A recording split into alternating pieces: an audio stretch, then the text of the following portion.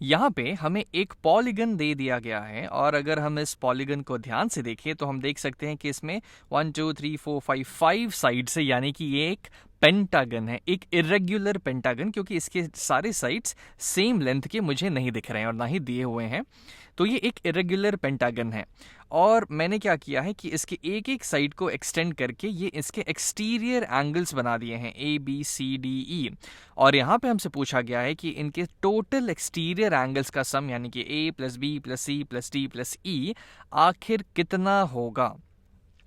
तो सबसे बड़ी यहाँ पे चिंता की बात यह है कि इसके अलावा तो यहाँ मुझे कुछ दिया ही नहीं हुआ है। यहाँ पे अगर कोई एंगल मुझे दिया रहता तो शायद मैं उसे कनेक्ट कर पाता, लेकिन कोई भी एंगल नहीं दिया है। तो चलिए इसको थोड़ा स्टेप बाय स्टेप सोचने की कोशिश करते हैं।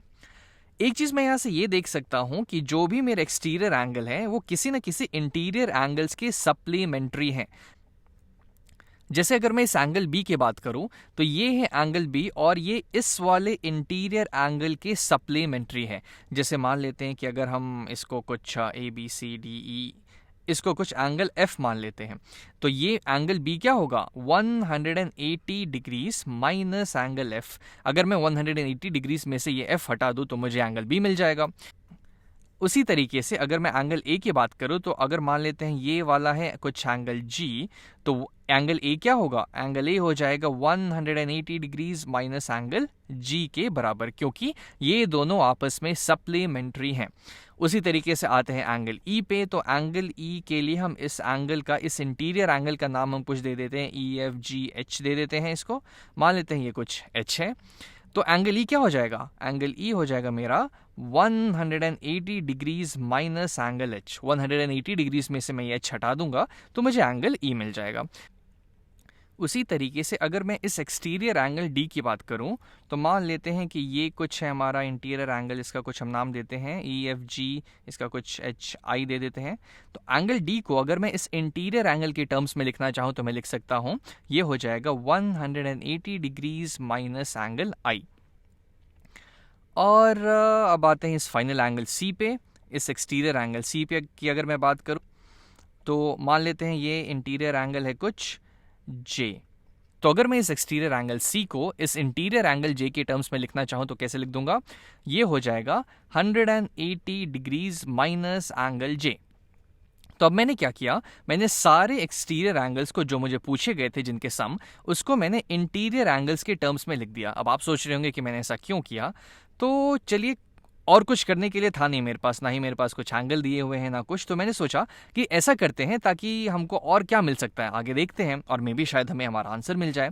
तो अगर मैं ऐसा करूं तो एक की जगह हमने डाल दिया था 180 माइनस जी। अब सारे एक्सटीरियर एंगल्स को हम उसके इंटीरियर एंगल्स के टर्म्स में रिप्लेस करते जाते हैं और अगर मैं ऐसा करते जाऊं तो हमें देखते हैं क्या मिलता है। तो ए की जगह मैं डाल दूंगा 180 माइनस जी, बी की जगह मैं डाल दूंगा 180 degrees minus F plus 180 degrees minus F.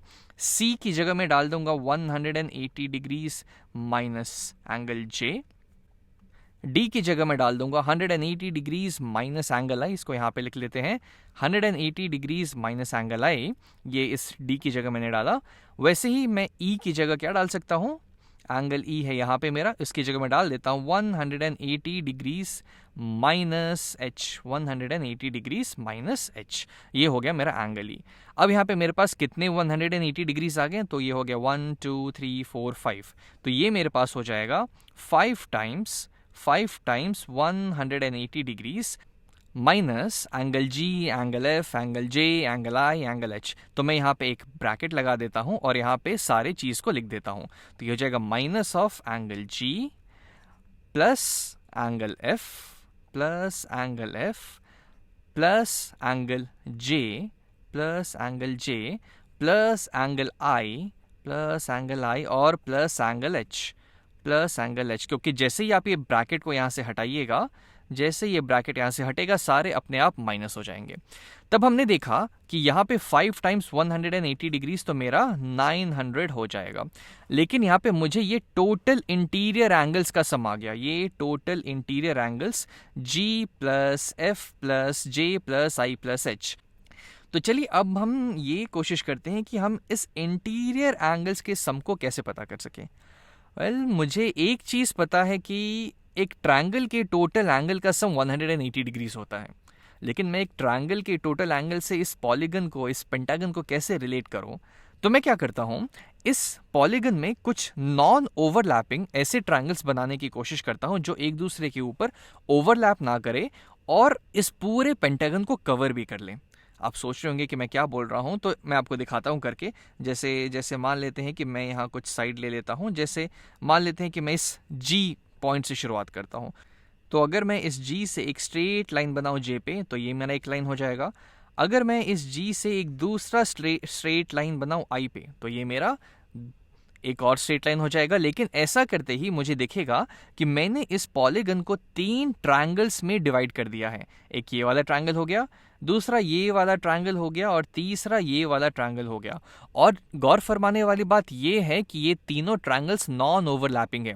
ऐसा नहीं है कि ये तीनों ओवरलैप कर रहे हैं। अब अगर मैं इस ट्रायंगल के इंटीरियर एंगल्स की बात करूं, तो क्या मैं बोल सकता हूं कि जैसे ये वाला इंटीरियर एंगल्स है, जैसे ये वाला इंटीरियर एंगल है, वो ये वाले एंगल और ये वाले एंगल के सम से बना हुआ है। चलिए इसका कुछ नाम देते हैं। जैसे मान लेते हैं ये है कुछ एंगल, हम लोग कहाँ तक पहुंचे थे, जे तक पहुंचे थे, E F G H I जे, इसको मान लेते हैं के, इसको मान लेते हैं एल। तो यहाँ पे जो एंगल जे है वो कुछ एंगल के प्लस एंगल एल के बराबर होगा, एंगल के प्लस एंगल एल के बराबर। उसी तरीके से ये जो एंगल आई है, मान लेते हैं ये हमारा कुछ एम, ये है कुछ एन। तो हमारा जो एंगल आई है वो जो है angle M plus angle N के बराबर होगा। और एच तो हमारा वैसे का वैसा है। यहाँ पे आते हैं जी पे। जी को हम मान लेते हैं ये कुछ एम एन, मान लेते हैं ये ओ, ये है पी, ये है क्यू।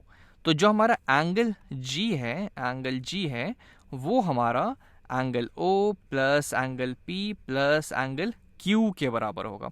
और एफ तो ज्यों का त्यों रह जाएगा। अब चलिए हम एक काम करते हैं, इन सारे इंटीरियर एंगल्स को इन सारे एंगल्स से रिप्लेस कर देते हैं।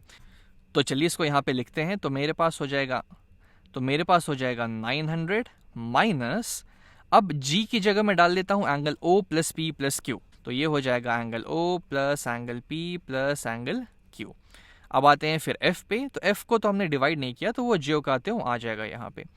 उसके बाद आता है एंगल जे के और एल से बना हुआ है, तो जे को मैं एंगल के प्लस एंगल एल से रिप्लेस कर देता हूँ।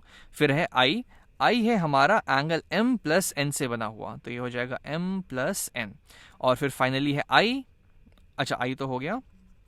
और फिर फाइनली है एच। तो एच को तो हमने डिवाइड किया है नहीं है, तो एच ज्यों का त्यों हमारा यहाँ पे आ जाएगा। तो ये मेरा यहाँ पे हो गया ऐसा कुछ। और मैंने सारे इंटीरियर एंगल्स को इन ट्रायंगल के इंटीरियर एंगल्स से रिप्लेस कर दिया। अब देखते हैं कि हमें क्या मिलता है। अब अगर मैं इस वाले ट्रायंगल की बात करूं, इस वाले ट्रायंगल की अगर मैं बात करूं, इस वाले ट्रायंगल की, तो मैं देख के बोल सकता हूं कि angle O plus angle F plus angle K 180 degrees के बराबर होंगे। अगर हम सेम चीज़ यहाँ पे मार्क करें, तो angle O plus angle F plus angle K, इन तीनों एंगल का जो सम है 180 डिग्रीज होगा। स्क्रीन को थोड़ा सा ऊपर कर लेते हैं। तो यहां से मुझे मिल जाएगा इक्वल टू 900, तो जो का तो आ गया, माइनस ये तीनों एंगल हो गए 180 डिग्रीज के बराबर। ठीक है। उसके बाद इस वाले ट्रायंगल पे आते हैं, इस दूसरे वाले ट्रायंगल पे। तो इस ट्रायंगल में तीनों एंगल जो है, तीनों interior angles P plus L plus M, इनका सम 180 डिग्रीज होगा। यानी कि P plus L plus M, ये तीनों का सम 180 डिग्रीज हो जाएगा। तो उसको मैं यहाँ पे लिख देता हूँ। अब हम आते हैं अपने तीसरे ट्रायंगल पे। तो तीसरा ट्रायंगल है हमारा ये वाला ट्रायंगल हमारा तीसरा ट्रायंगल है। इस ट्रायंगल के तीनों इंटीरियर एंगल्स का सम यानी कि Q plus H plus N 180 degrees होगा। यानी कि Q plus H plus N 180 degrees हो जाएगा। तो मैं यहाँ पे लिख देता हूँ प्लस 180 डिग्रीज। तब मैंने देखा कि कैसे मैंने इन पांचों एंगल को पहले इंटीरियर एंगल्स के टर्म्स में लिखा, फिर उन इंटीरियर एंगल्स को ट्रायंगल्स के इंटीरियर एंगल्स के टर्म्स में लिखा, और फिर सारे एंगल का सम जो है यहाँ पे जो आए थे 180 डिग्रीज और 180 डिग्रीज हो गया।